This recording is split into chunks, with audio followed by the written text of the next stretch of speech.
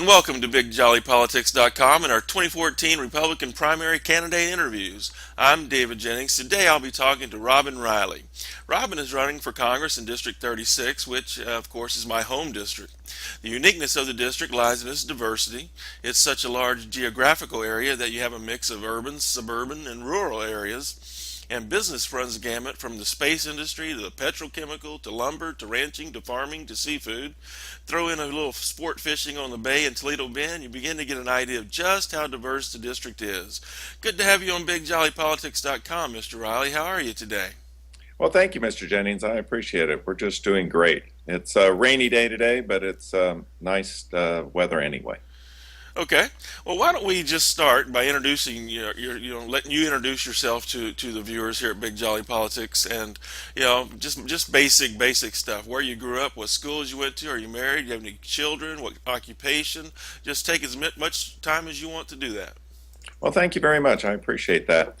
I began, well, of course, I was born in Lincoln, Nebraska, but we moved here when I was only 2 years old, so we got here to Texas as soon as possible. And I grew up on the west side of Houston, went to Frostwood Elementary, and also went to Memorial Junior High and Memorial High School, and then graduated with a Bachelor of Science degree from the University of Houston. For the last 27 years, my wife and I have been living over here in Seabrook, Texas. We've been married for over 35 years. We have two sons, both are Eagle Scouts, and both served in the military. In fact, my youngest is still in the military. He's married, and my wife and I have been blessed with two wonderful grandchildren, a young 3-year-old boy and a 1-year-old granddaughter. Oh, I can relate. I have a 18-month-old granddaughter. Oh, yes, those grandchildren are fantastic. We love them visiting over there. Unfortunately, they're only in Colorado, so in fact, I have my grandpa cup right here. Well, I get to see mine every Friday night, so I'm very lucky that way. You are. Very lucky. So, but my wife and I were very involved with the church. We go to St. Paul's, and we've been, excuse me, and we're involved with the Sunday school teaching, the choir, and also been headed up the fall festival for 3 different years. So we're very involved, and that takes up a lot of time. Of course, all the other things, I was in Rotary and was actually lucky enough to become Rotarian of the Year. And then I think over in your area, you know about the Boys and Girls Harbor. Certainly. We've been very involved with that school. And in fact, my wife and I were fortunate enough to actually receive the Good Skipper Award for supporting the school. So we are very involved with children. I've been a Boy Scout leader for over 27 years, actually received the Silver Beaver Award. I'm an Eagle Scout myself, along with my 2 boys. So also, as an occupation, I want to let you know that I worked at NASA for 19 years. I'm the only one who actually has NASA experience. I also have worked in the petrochemical business for 19 years and currently work for ExxonMobil. Also, I've been, in addition, I haven't even mentioned the fact that I was mayor of Seabrook for 6 years. And we're going to get to the politics. Yes, I was mayor during Hurricane Rita. And then also for the last 4 years, I've been chairman of the board for the Houston Ship Channel Security District. So that brings us pretty much to today. Okay, well that's a lot of volunteer activity there. It has to take up a lot of time, huh? Yes, Yeah. and but I enjoy it. All the efforts, even the mayor and the chairman of the board is a volunteer position. There's no pay, in other words, involved. Right. Any of those. But I like to serve. That's how I was raised. My parents raised me to go and believe that it's important to give back to the community. Both my mom and my dad were very involved with the community, and my mom unfortunately has passed away, but my dad to this day at 93 is still involved with volunteer work. All right. Well, what you mentioned that you had been mayor of Seabrook for a number of years. What draws you to politics?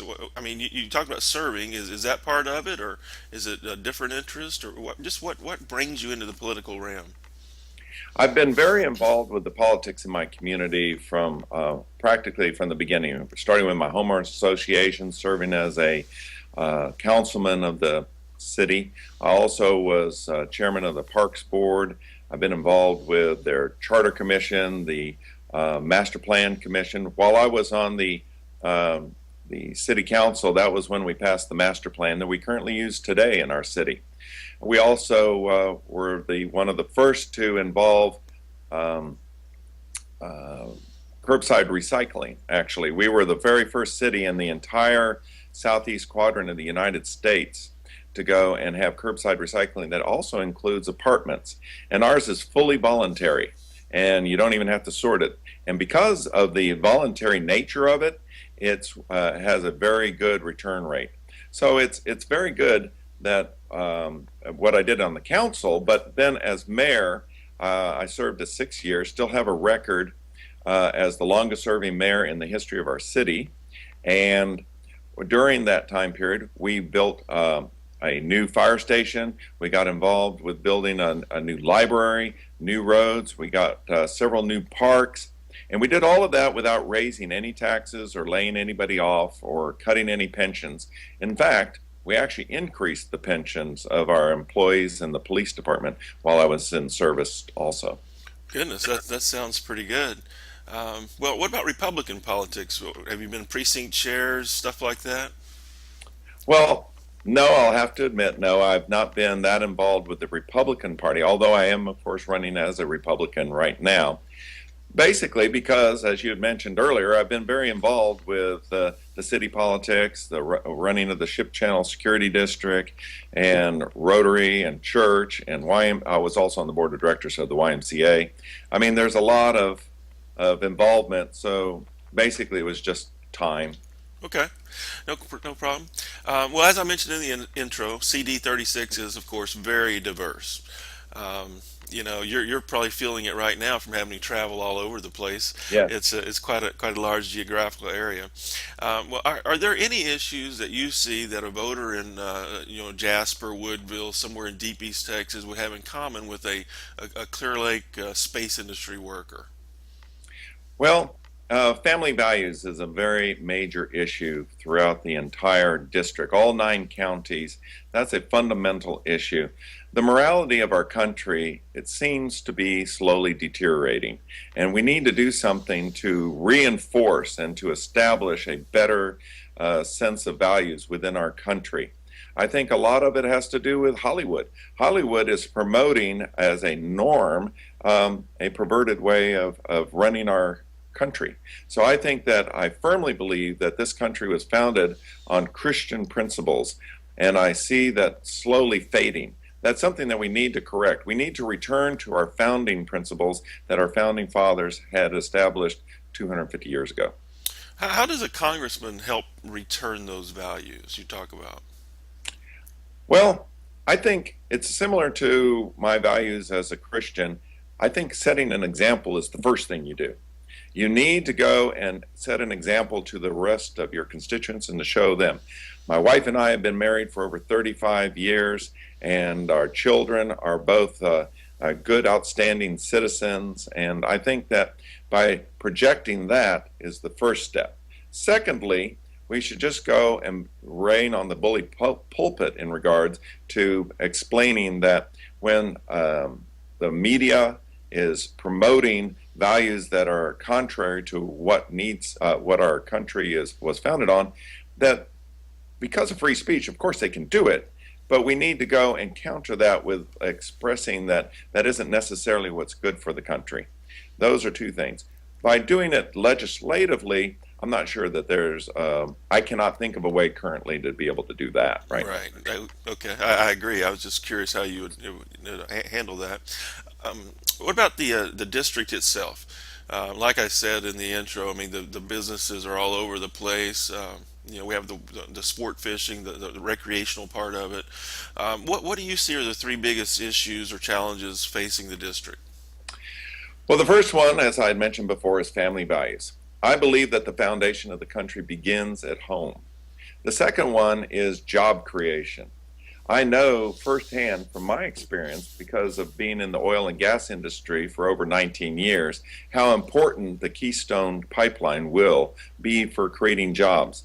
It's very important to realize that although the oil is coming from Canada, the other end of the pipe is right here in the CD36. And that's going to create a significant number of jobs in the thousands. And we need to go and push to get that down here. Then, in addition to just benefiting the entire country, is the fact that when we have the XL pipeline oil down here, along with the oil that's coming from the fracking and the gas too, and from deep sea drilling, which needs to be reestablished, within 2 to 3 years, the country will be fully self-reliant on energy, and we won't be importing from the Middle East at all. And then thirdly, keeping up and protecting our constitutional rights. It's very important that we go and defend the Second Amendment rights so that we can go and protect our family and our property, and also the 10th Amendment right. Texas needs to have their protection also and not be dictated constantly by Washington. We don't need any more unfunded mandates that cost the Texas taxpayers a lot of money just to send it back up to Washington. Yeah, you mentioned the Keystone pipeline and all the jobs that will be created. Right now, there's, of course, a shortage of employees. How can we address that? Well, that's an interesting concept because recently, for instance, there was a bill that you know that was up in Congress to go and extend the unemployment insurance benefit. Okay, Right. and there was big debate. And what I would have promoted, had I been up there in Congress, is that we would extend it only for that extension part to go and include education and relocation funding. By doing both that, relocation and technical training, then we wouldn't have the shortage, because it's not really a case that the United States has a shortage of workers. We have a allocation issue, if you say. And if we could bring people from areas of the country that have high unemployment, train them to work in the oil industry, bring them to where the jobs are, I think that that would help all that problem. It would help the unemployment issue and help the worker shortage in the areas that need it. Yeah, that's a very good point. I often wonder why people don't talk more about that. The, as you say, allocation or distribution of people are just in the wrong place for the jobs, and quite frankly, it's difficult to pick up and relocate if you don't have any money at all. So, That's I true. think you might be onto something there. Well, thank you. You're running against a pretty large field of candidates, a dozen of you, Yes. and they're like the district. They're very diverse too. So what separates you from these other 11 guys that are running? I think there's a huge difference between me and all of the other 11. I'm the only one with the actual experience to go and do what we need to do in our district. In addition to being the mayor for 6 years in the city of Seabrook and being able to accomplish a great deal without raising taxes and be able to do an excellent job, and that I was told by other city administrators here in Seabrook during Hurricane Rita. That congestion you saw on the news did not occur here. I went and stayed with my police department, my fire department, and ambulance. We stayed the whole time, and we had police on the street directing traffic, moving them through. Also, I have 19 years experience working at NASA. NASA is part of our district, and it's critical that we support them. There is unfortunately, we have not been supported the way we need to be for many, many years now, and we need to change the tide on that and to help NASA. And we don't need to even increase their budget to go and help them. We just need to reallocate. Also, I'm the only one with any experience in the petrochemical business. Here it is that we're the district that has the largest petrochemical facilities in the country, second in the world, and yet I am the only one with any experience, and I have 19 years experience and currently work for ExxonMobil and have been for the last 15 years. And then also the port. Our district goes from Seabrook all the way to Louisiana. And there's a lot, in addition to the Port of Houston, which is the largest port in the country by foreign tonnage, there's also other ports along that coastline. We need to go and have somebody up there in Washington, D.C. that understands that issue. And then security. everybody has talked about what are we going to do about border security? What are we going to do about all the other issues securing our country? I'm also the only one who has the experience in security, because what I've been the chairman of is the security district for the Houston Ship Channel Security District. So it's experience that separates me from the other candidates. I'm the only one with the NASA experience, the only one with the petrochemical experience, the only one with the port experience, and the only one with the security experience. And if I'm up there in Washington, I can leverage off that experience and use that to go and promote our district and make it a stronger, better district. Very good. So how will people contact you if they want to follow up and learn more about you, or volunteer for your campaign, or such? Do you have a website, Facebook, Yes. Twitter, stuff like that? Well, yes, thank you. Oh, and I forgot to mention also, while I've been working at Exxon, I do, and other companies I've worked with, I worked out there in the field. Lots of people think, oh, you just were somebody that just sat in the office all day. No, I actually went out into the field and actually worked on some offshore rigs and out on onshore rigs. I even did a well once, a water well actually, at the Grand Canyon. But that's another story. I'll explain that one later. But it was pretty exciting. But yes, we have a web page. It's www.robinrileyforcongress.com, and that "for" is spelled out, F-O-R. So it's robinrileyforcongress.com. My Facebook is the same thing, Facebook/Robin Riley, and I thought it was Robin Riley for Congress, but if you get to the web page, it's just you can click on it, and then Twitter is at Robin Riley TX for Texas, so it's Robin Riley TX rather than spelling out Texas. Right. All right. Well, thanks, Robin, for joining us today, and best wishes on your race. Like I said, it's part of my district, so I have to figure out who to vote for as well. And these things are really informative for me, and I know they are for our viewers as well. So, folks, that's a wrap. Stay tuned for more candidate interviews at BigJollyPolitics.com, and we'll follow up with Mr. Riley later in the campaign. Have a great day.